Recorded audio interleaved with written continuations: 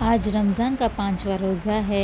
5 दिन गुज़र गए, लेकिन क्या हमारा दिल बदला? क्या हमारी ज़बान नरम हुई?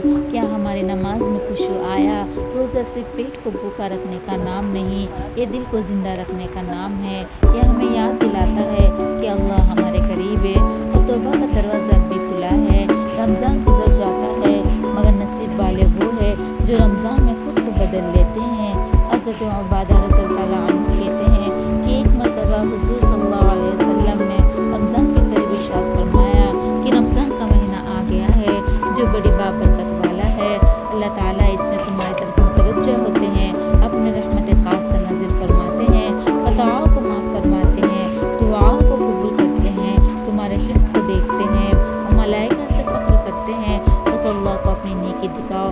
बदनसीब है वो शख्स जो इस महीने में भी अल्लाह की रहमत से महरूम रह जाए।